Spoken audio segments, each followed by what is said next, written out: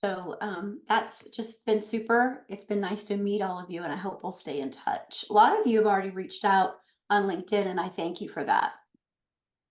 I want to remind you in the Good Human Growth Network, everything we do together is it's really related to all three of these areas of our life, which is why I changed the questions this morning. I didn't want to talk just about sales. I wanted to have everybody thinking about business development, relationship development, and personal development.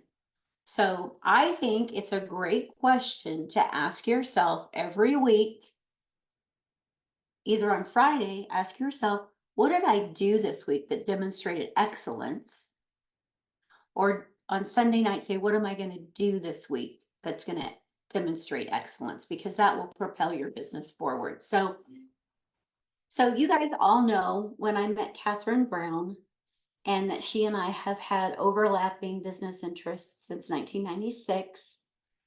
And we have been involved with sales since 1996. So that has been a fun journey. And I think it's interesting how closely what we developed and learned together years ago when we started, each of us started cold calling and appointment setting, and how that overlaps with all the things we do today. So I opened it up last week and I said, anybody who has a question that they want to talk about, I wanted you to feel free to submit it. And Bruce, you were so kind to respond. Thank you. And his question was, when do we talk about money? When do we talk about the investment that a prospect would have to make to work with us? And so I wanted to remind all of you, if you have How Good Humans Sell by Catherine Brown, it's a great book. And on page 95, it talks about the 5 topics. And you'll notice that money is a very important topic because it's a qualifying conversation to have. So we're going to share some ideas on this, but I want to lay a couple of governing things to think about as you make the decision about when you'll talk about money in the sales cycle. It is different for every business, and it's different for every seller.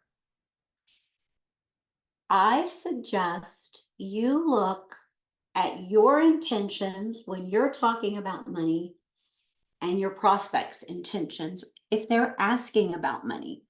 You have people that say, oh, wow, they brought that up way too early, and I wasn't ready to talk about it because I hadn't proven all of my relief for their pain points. So in your head, when you're thinking about how to discuss this or when to discuss this with a prospect, what is your intention of the discussion? Do you want to know how serious they are about using your service? Do you want to scare off tire kickers? If those things are true, you might want to talk about money earlier, right? But do you want to show, if you want to show how you compare to your competitors, you may want to talk about money much later. Or if you want to know, do I want to work with them or do I want to make a referral to someone else to handle this for them? If you think money's going to help you decide that, you might decide, I want to have that discussion early because I don't want to invest 3 hours with them and find out that I really just need to make a referral that I could make early on. Do you talk about money because you want them to talk about timing? You know, you can use that as a lever because people will say, oh, well, I don't have that in my budget right now, or I don't have that much to invest. Then you get that on the table and you can start having longer term discussion. The other thing to think about is, what is your prospect? What is their intention? What are they thinking about when they bring it up? Are they worried they can't afford it? Do they need to convince someone else? Are they comparing you to someone else? Does cost affect timing, right? So I want you to just take a couple of minutes and think about when you bring up the price of your services. And I want you to think about what is your intention in how you schedule it in your sales process. And what do you think are some of your prospects' intentions if they bring it up before you do? I tend to bring up pricing as early as possible.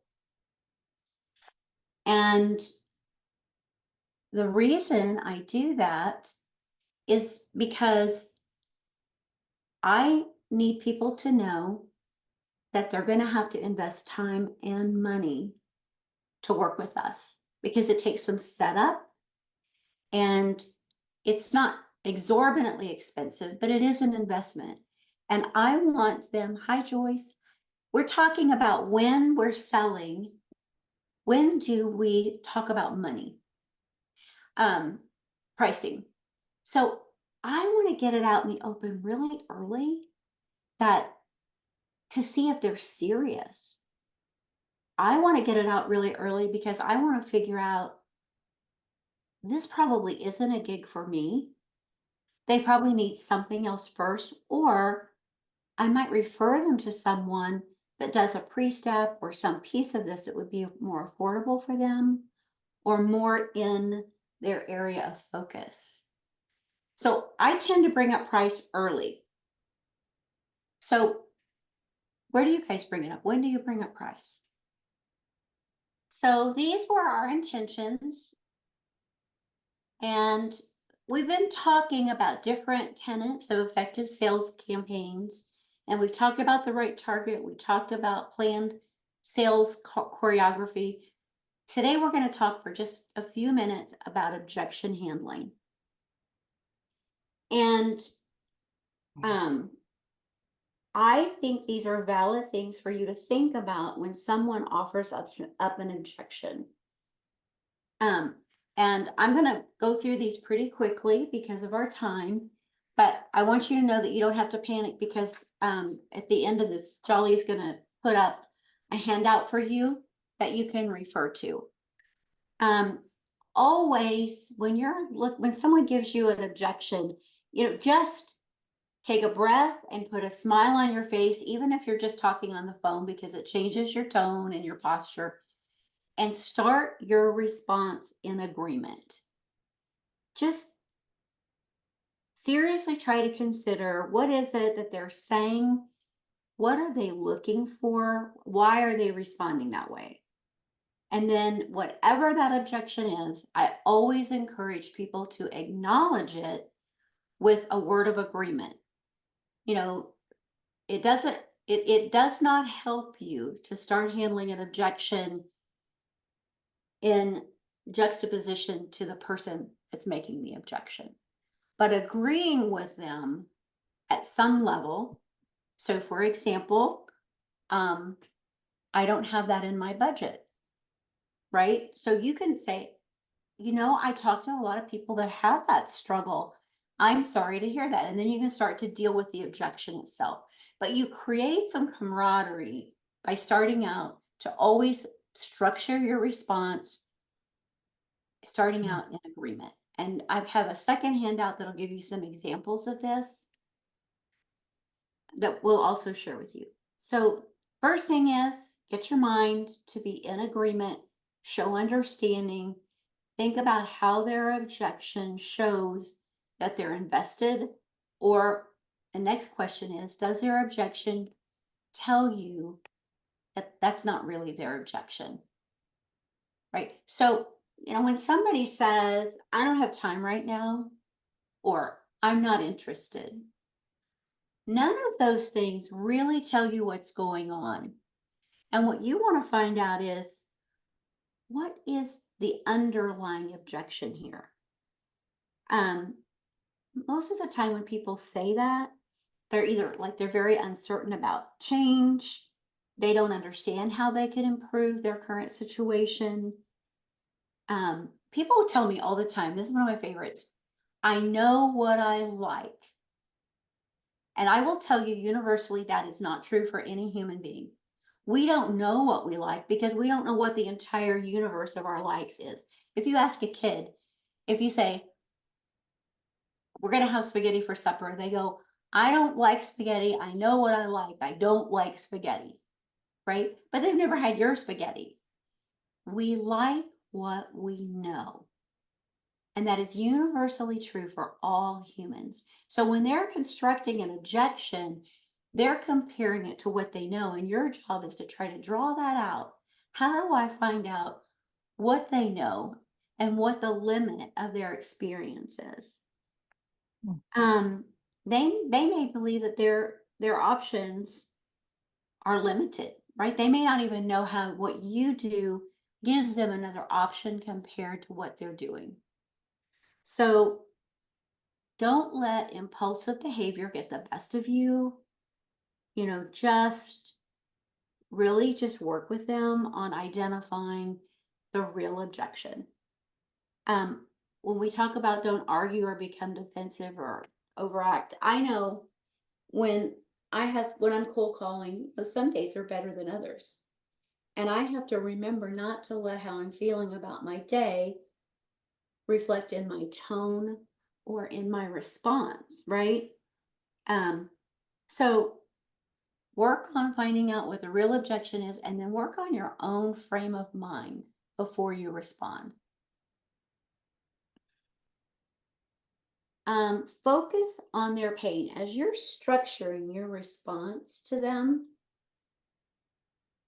it's real easy to launch into a conversation about what you offer. What do I deliver? What are my features? What are my benefits? But you want to start with what is their pain point? And then first, how should I address that as just a business person that's concerned about them? And then talk about how, a feature might be helpful to them or how you might relieve that business pain.